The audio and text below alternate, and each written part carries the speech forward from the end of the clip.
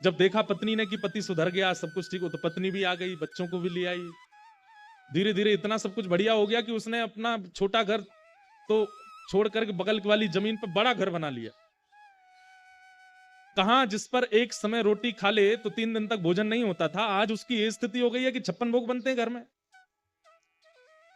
एक दिन उसके साले साहब मतलब पत्नी के भैया वो आए और आकर के उससे बोले, भैया जीजा जी, आज से 2-3 साल पहले आपकी स्थिति हम सबको पता है क्या थी, और आज आपकी स्थिति क्या है ये भी हम सबको पता है।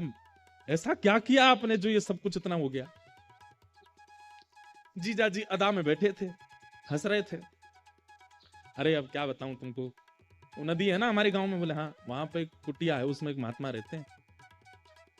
उन्होंने अपने अंग का बाल तोड़ करके मुझे दिया और वही मैंने अपनी तिजोरी में रख लिया, उसी से सब कृपा हो रही है।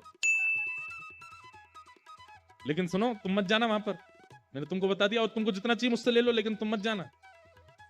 लेकिन किसी व्यक्ति को पता चल जाए कि भाई बिना कुछ किए, बिना जॉब किए, परिश्रम किए, किसी के बाल रखने मात्र से काम बनना है, कौन नहीं जाएगा?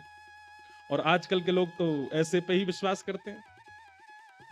और वो जो साला था वो पहुंच गया महाराज जी कुटिया पर रात में, और बाहर जाकर के पीट पीट के रोने लगा कुटिया। कोई संत बेचारे निकल के, अरे भैया तुम रो क्यों रहे हो, क्या हो गया, इतनी पीड़ा? संत हृदय नवनीत समाना, मक्खन जो होता है ना वो स्वयं नहीं पिघलता, लेकिन किसी बर्तन को गर्म करके मक्खन के पास रख दो तो मक्खन पिघलने लग जाता है। ऐसे संत होते हैं, वो अपने ताप से नहीं पिघलते, दूसरे का ताप देख नहीं पाते।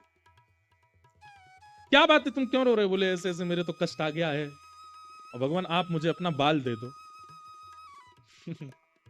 महात्मा बोले, इसको किसने बताया? महात्मा भीतर कुटिया में चले गए, बोले मैं प्राण त्याग दूंगा बाहर ही, या तो मुझे बाल दीजिए, नहीं तो मैं अपनी आत्महत्या कर लूंगा, यहीं पर अपना शव घेर दूंगा। महात्मा बेचारे आए, बोले भैया यार तुम ऐसे मत करो। बोले नहीं, अपना बाल दे दीजिए बस। महात्मा ने एक जटा तोड़ के उसको दे दी। उसका भी दिन सुधरने लगा। उसने अपने 4-5 मित्रों को बता दिया, 4-5 मित्रों ने रिश्तेदारों को बता दिया, रिश्तेदारों ने गांव के गांव को बता दिया।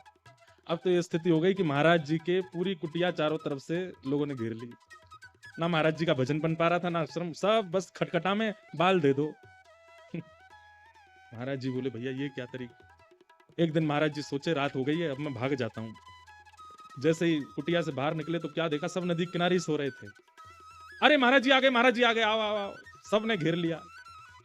पहले तो मांगने लगे, और जब बेचारे महाराज जी बहुत परेशान हो गए, एक आध रुआ तोड़ के दे दिया उन्होंने। इतनी संख्या में भीड़ आ गई तो बेचारे महाराज जी जान बचा के भागे। लोगों ने घेर लिया और एक एक बाल स्वयं ही नोच के चले गए।